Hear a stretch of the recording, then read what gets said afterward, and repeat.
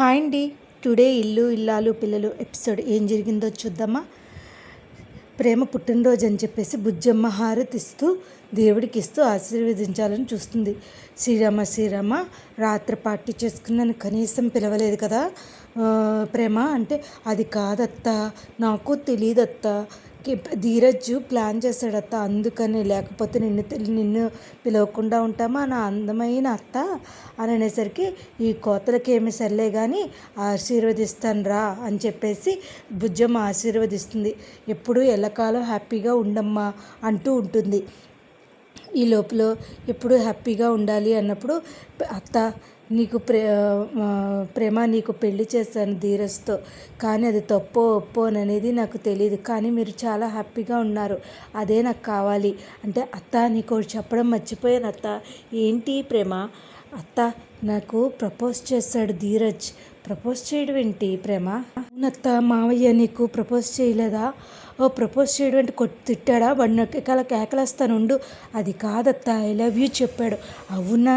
శ్రీరామ మంచి పని చేశాడు. పోలే మళ్ళీ ఆశీర్వదిస్తాను ఇలారా. నీ సుపుత్ర ప్రాప్తిరస్తు. అదేంటత్త అలా అంటావు? ప్రేమ పుట్టాక నెక్స్ట్ అదే కదా. సరే అయితే మీ మావయ్య ఆశీర్వాదం తీసుకో. మావయ్య నన్ను ఆశీర్వదించండి మావయ్య. ఏంటమ్మా ఇవాళ శ్రీరామ అలా అంటారేంటండి? ప్రేమ పుట్టినరోజు. సరే అమ్మ, ఎల్లకాలం సంతోషంగా ఉండు. అదేంటి బుజ్జమ్మ ఏమీ చేయలేదా? ప్రేమ కోసం పాయసం చేస్తున్నానండి అని చెప్పేసి వెళ్ళి అందరినీ పిలుచుకురా ప్రేమ అని అంటాడు. ఈ లోపల అందరూ వస్తారని ధీరజ్ దగ్గరికి వెళ్తుంది. ధీరజ్ ఏంటి అలా చూస్తున్నా?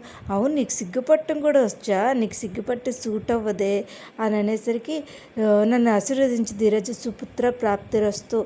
ఏంటి నువ్వు కూడా మనసులో లేనిదే బయటికి రాదు కదా, ఏంటలా మొగ్గలేస్తున్నావు అని అనేసరికి, ప్రేమ నువ్వంటే నాకు చాలా ఇష్టం, ఇంకా నీ పేరుతో ఇవాళ నేను కారు తీసుకుంటాను, అది నీ పేరు మీదే తీసుకుంటాను, నాకు చాలా హ్యాపీగా ఉంది. నేను నిన్ను ఇంత ప్రేమిస్తానన్న విషయం నాకు కూడా ఐడియా లేదు. సరే అయితే అందరినీ తీసుకురమ్మని అత్త చెప్పింది, నేను వెళుతున్నాను అని చెప్పి చిన్నపాటి రొమాంటిక్ సీన్ జరుగుతుంది అనమాట. ఇలా వెళ్ళి తీసుకురావడానికి వెళ్తే, ఈ లోపల నర్మద దగ్గరికి వెళ్ళి అందరినీ పిలవడానికి వెళుతుంది ప్రేమ. అలా అలాగా వస్తూ ఉంటుంది. ఈ లోపల రామరాజు కూర్చుని పాయసం తింటుంటే, ఒరే వచ్చారా నడిపోడా, నర్మద రండి కూర్చోండి అని చెప్పేసి, ప్రేమ పుట్టినరోజని పాయసం చేశాను రా, కూర్చోండి రా. ఏంటమ్మా అలా అంటావు? కూర్చుంటానమ్మా అని చెప్పేసి కూర్చుంటే, శ్రీరామ ఏంటండి అలా లెగిసిపోయారు? నాకు తినాలని లేదు బుజ్జమ్మ, ఎందుకంటే మోసం చేసి ఉద్యోగం సంపాదించినోడు పక్కన తినడం నాకు ఇష్టం లేదు.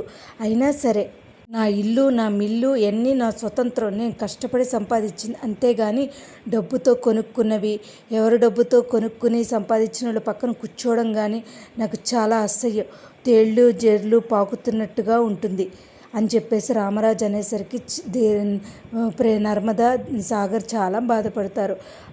మీ నాన్న అంతే కదరా, బయట వాళ్ళు తప్పు చేస్తేనే అలా ఉంటాడు, కొంతకాలం పడుతుందిరా, మీరేమీ అనుకోకండి అని చెప్పేసి బుజ్జమ్మ వెళ్ళిపోతుంది. పాపం నర్మదని సాగర్ చాలా బాధపడతారు. సాగర్ నర్మద అయితే చాలా ఫీల్ అవుతూ ఉంటుంది. ఇలా తేళ్ళు ఉద్యోగం కొనుక్కున్నవాడు అడ్డదారిలో కొనుక్కున్నవాడు అని చెప్పేసి ఆ మాట తలుచుకొని నర్మద చాలా బాధపడుతూ ఉంటుంది.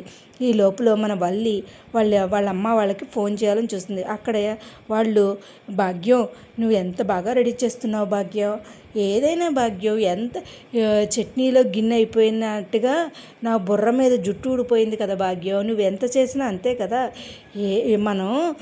మనం ఉన్నవాళ్ళు అని చెప్పి మన అమ్మడికి ఎలా అయితే పెళ్లి చేసామో అలాగే నీ బోడిగుండు మీద జుట్టు ఉన్నట్టుగానే రింగులు తీయాలి, అదే అర్థమైందా? ఈ మిల్లులో నువ్వు బాగా పట్టు సంపాదించి లక్షలు గడించాలి, సరేనా అని చెప్పేసరికి ఫోన్ వస్తుంది. ఈ వల్లి ఫోన్ చేస్తుంది. ఏంటమ్ముడు ఏంటి? అమ్ముడు అమ్మా నీకు మాట చెప్పడం మర్చిపోయాను. ఏంటే? మీ నాన్న రెడీ చేస్తున్నాను. అది కాదమ్మా, అమూల్య పెళ్లి విషయంలో ఎవరైతే తాళి కట్టించుకోమన్నా చెప్పారన్నావు చూసావా, అది ఎవరో కాదమ్మా, ప్రేమ.